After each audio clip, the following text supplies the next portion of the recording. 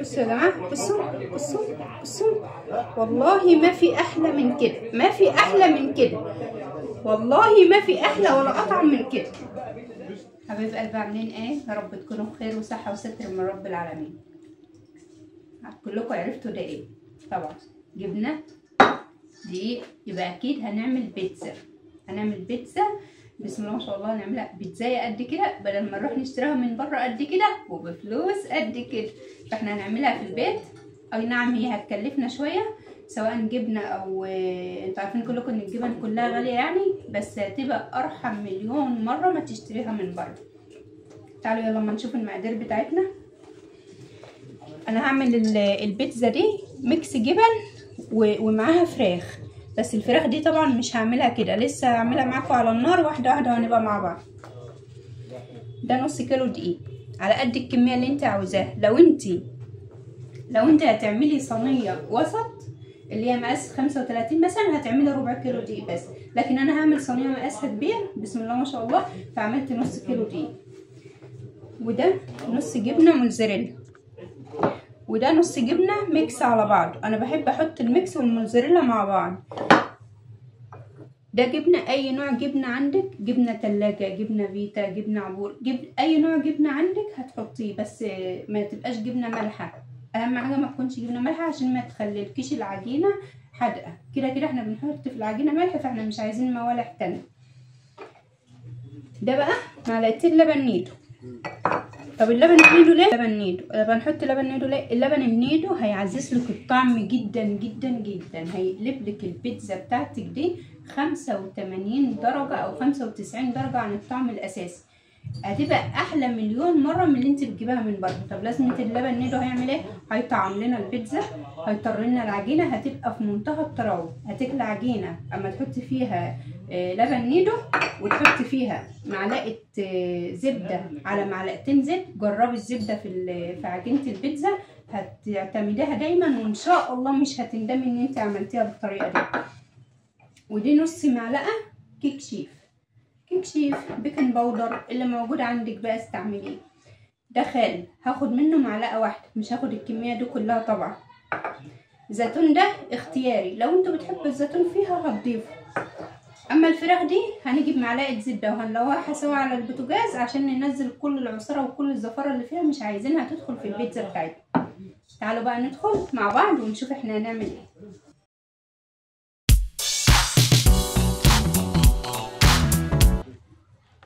وهنحط اللبن البودر بتاعنا، هننزله برضو. كل الحاجات الجافة هننزلها، ونص معلقة الكيك شيف. الحاجات الجافة بتاعتنا كلها هننزلها ونقلبها تقليبة واحدة. وهنحط معلقتين سكر. معلش يا جماعة نسيت اقول لكم السكر ده وانا بقدم المقادير، بس عادي يعني احنا لسه فيه. هنحط معلقه الزبده، وجربي معلقه الزبده مع شويه الزيت دول في اي معجنات عندك وشوفي النتيجه هتبقى ايه، هتبهرك ان شاء الله. اخلطهم بس ببعض. خلطنا كده الزبده مع الزيت مع السكر مع الدقيق مع كله اتخلط في بعض اهو. هننزل بقى بالميه بتاعتنا تدريجيا ومعلقتين الخل بتوعنا. بصي حطي معلقه واحده خل علشان ما تفردش منك قوي. هو نص كيلو دقيق، لو كيلو دقيق هتضاعفي الكميه. هننزل بربع معلقه الملح بتاعتنا، اساس الملح اوعي تنسيه. وهنحط نص كوبايه الميه ونلف العجينه ونشوف هي هتعوز ايه.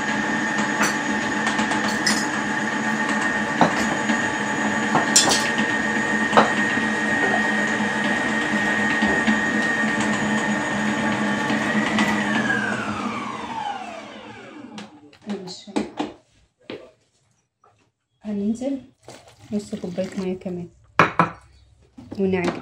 ريحه الزبده طالعه تحفه تحفه من قبل ما تتخبز كمان.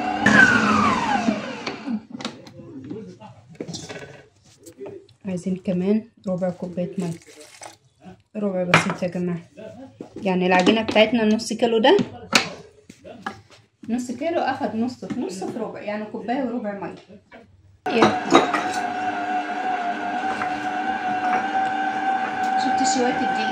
شويه الزيت اللي انا سبتها، شويه الزيت، معلقه الزيت اللي انا سبتها من المقدار اللي هو معلقه زيت ومعلقه زيت، حطيناه وسيبنا نص معلقه زيت علشان نلم بها العجينه في الاخر. بسم الله ما شاء الله، هي حته الزبده مخلياها زبده اصلا من غير اي حاجه.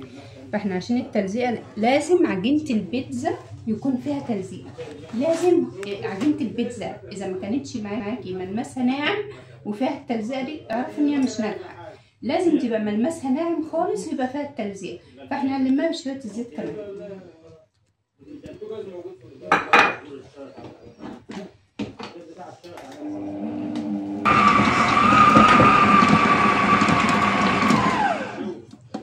لمينا العجينه بتاعتنا اهي. بسم الله ما شاء الله على الجمال والحلاوه والريحه، واكيد هيبقى الطعم.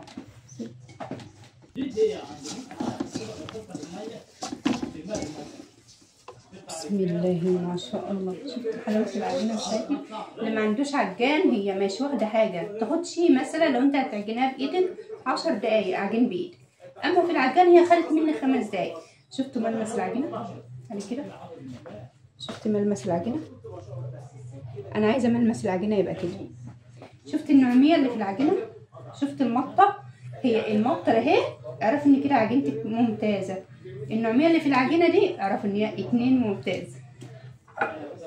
هلفها كده وهحطها في البوله بتاعتي واسيبها تخمر والفها بستريتش رول. وتعالوا بقى علشان نعمل الفراخ بتاعتنا، نشوف هنعملها ازاي. هننزل بقى هنا، فهنجيب الطاسه بتاعتنا كده وهنحط فيها معلقه زبده، نسيحها بس كده وهننزل عليها بالفراخ. لو انت مش هتعملي بصل للفراخ او هتعملي الفراخ تومه او الكلام ده كله، لا انا مش هعمل لها بصل، لان انا لو عملت الفراخ بصل هتقلب معايا على شاورما، وانا مش عايزه الطعم يدي الشاورما، انا عامله بيتزا فانا عايزه بيتزا. فلو عملت البصل او الثوم هيقلب معايا على شاورما. هنشف الفراخ كده بس وننزل منها كل السوائل على البوتاجاز بس فقط لا غير. هننزل كده بشويه فلفل اسمر عشان ريحه الزفاره بس بتاع الفراخ.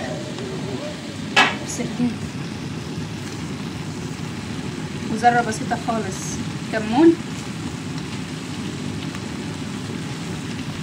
ورقتين لوري، وشويه زعتر وفروك الزعتر بين ايديكي كده، وهتقلبوا كله مع بعض. وهنحط ربع معلقه ملح زي كده.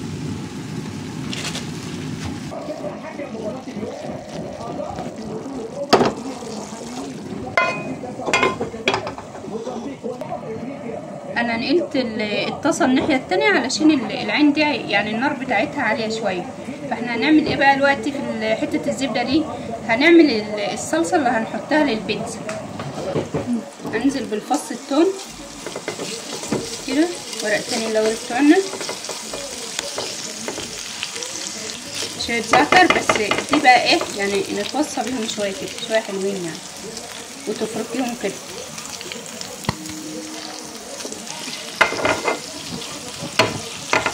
مجرد ما الريحه بتاعتهم بس تطلع عليكي انزلي بشويه فلفل اسمر، طلعي بس ريحه التوابل وريحه الثوم وريحه التوابل تطلع عليكي، هتنزلي بالصلصه. عندك صلصه معلبه ماشي، عندك عندك في الفريزر ماشي، اي حاجه موجوده عندك ماشي.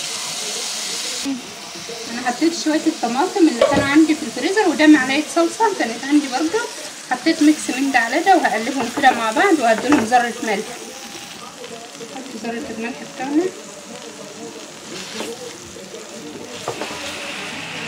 ويقلك التقليه بتاعتك او الصلصه بتاعتك لحته تانية خالص وتبقى ريحتها تحفه.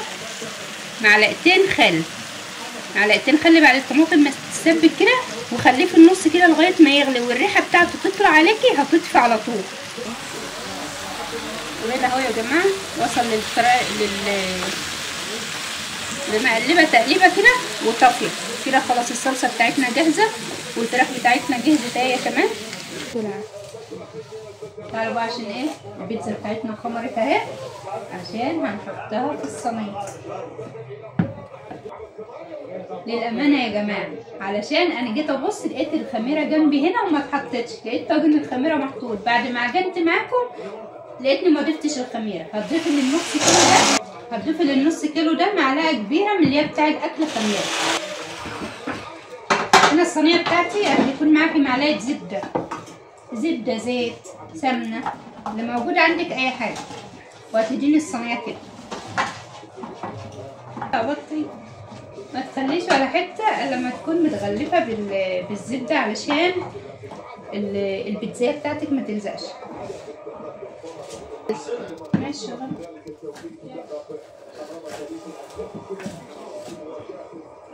ان شاء الله. شوفي العجينه تعالي كده، العجينه شفت الملمس بتاعها؟ ما شاء الله ما شاء الله. جنبك زيت، سمنه، زبده، اي حاجه تعملي لي كده عشان ما يلزقش فيها العجينه، وتلميها وهنكورها تاني وهنحطها في الصينيه ونخبزها. وبعد ما نخبزها هنرص عليها الحاجه، على ما نرص الحاجه عليها تكون اختمرت مره تانية. اهم حاجه في البيتزا بتاعتك ان انت تخمريها مره واثنين وثلاثه، وكل مرحله لازم تسيبيها تخمر.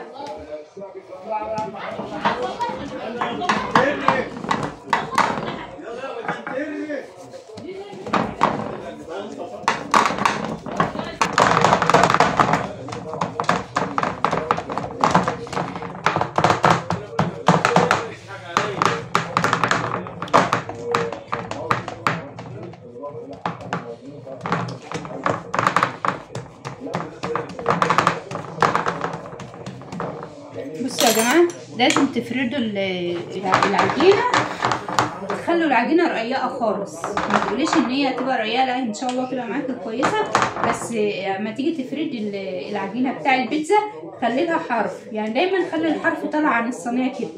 الحرف ده خليه كده بالشكل ده كده، علشان لما تيجي تستوي معاكي تلاقيها زي اللي احنا بنشتريها من بره بالظبط، يبقى لها الحرف بتاعها تخين شويه. فلما تقب معاكي في الفرن هتلاقيه تخن كده، اما تختمر ان شاء الله هتبقى زي اللي بتشتريها من بره بالظبط. بالشوكه دي بقى، اي شوكه عندك، وهتخرم البيتزا.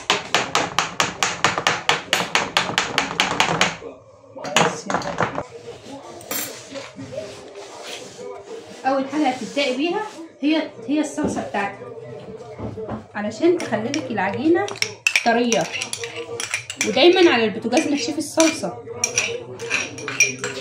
تيجي تعملي صلصه البيتزا ما تخليش فيها ولا نقطه ميه، نشفيها خالص على البوتاجاز عشان تديكي نتيجه كويسه، وما تخليش معاكي العجينه يكون فيها سوائل. مش عايزين عجينه البيتزا يكون فيها سوائل، عايزينها ناشفه خالص، يعني تبقى طريه في نفس الوقت ما يكونش داخلها سوائل عشان ما تنشفش مننا في الفرن. دايما اسمها ايه الصلصه دي نشفيها على البوتاجاز قوي، سبكيها بمعنى اصح. عاوزه تضيفي لها ربع معلقه سكر علشان الحموضه، ضيفي لها وهي على البوتاجاز ربع معلقه سكر.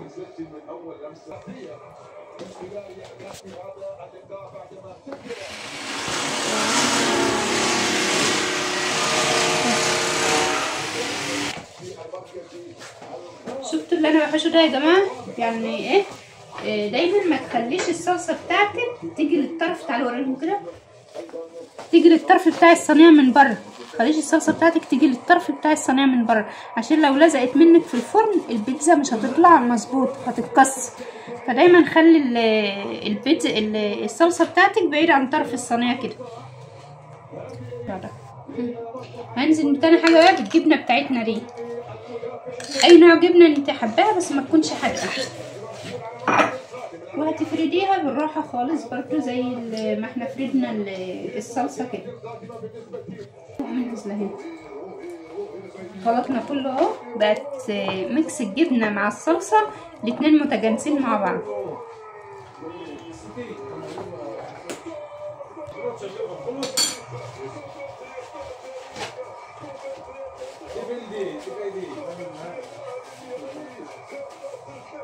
هننزل بالفراخ بتاعتنا بقى. بس قبل الفراخ انا عايزه انزل بشويه جبنه من اللي هي الميكس على بعضه ده، برضو هتدي طعم ممتاز قبل الفراخ.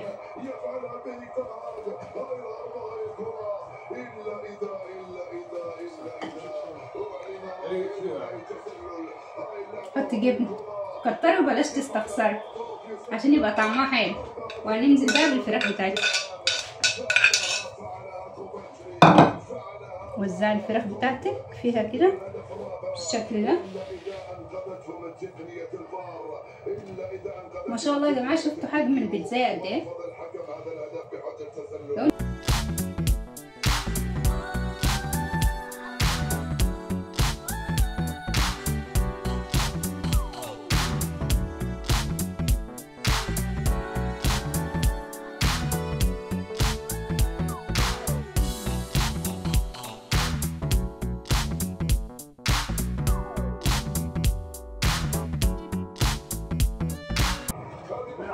محدش يقول عليا مفترية، هي البيتزا كده لازم تكلفي البيتزا عشان تعرفي تاكليها.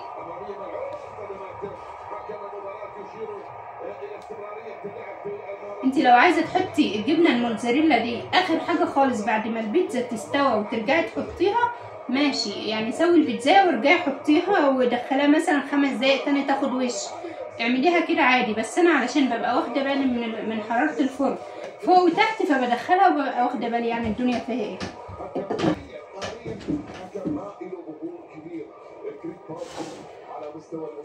ده الشكل النهائي. هندخلها الفرن على درجه حراره 200 لان البيتزا بتحب درجه حراره عاليه على الرف الوسطاني عشان ارضيتها ما تتحرقش منك. وهنرجع لكم تاني. هتقعد في الفرن قد ايه؟ من ربع ساعه لتلت ساعه، مش اكتر من كده، ما تنشفهاش عن كده.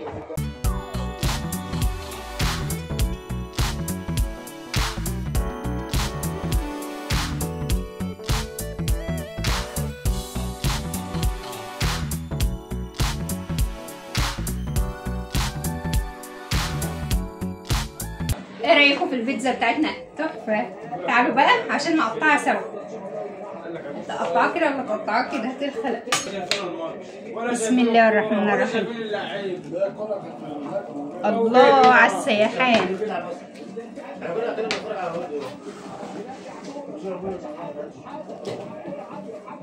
تعالي انزلي هنا كده. تعالي. شفتوا الجمدان؟ اجمد من كده مش هتلاقوا، واحلى من كده برضو مش هتلاقوا.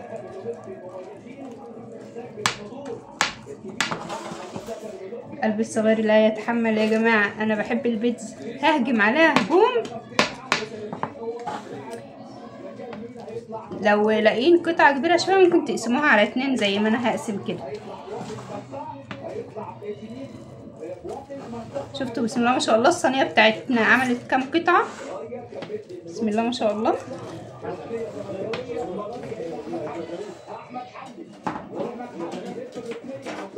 عايزه اطلع قطعه عليكم بس سخنه سخنه نار.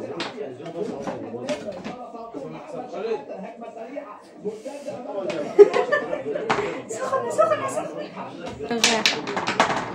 انا بحاول اطلعها لكم بس والله العظيم سخنه وما انا متحمله امسكها. انزلي كده.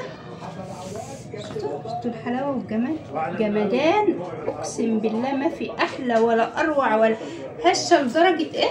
بصي هشه لدرجه ايه، هي بتقع لوحدها يا جماعه والله. شفتوا الحلاوه والطعمه؟ بصوا يا جماعه، بصوا والله ما في احلى من كده، ما في احلى من كده والله، ما في احلى ولا اطعم من كده. اعملوا لايك للقناه، فعلوا لي زر الجرس عشان اوصلكم كل جديد، وباي مع فيديو جديد ان شاء الله.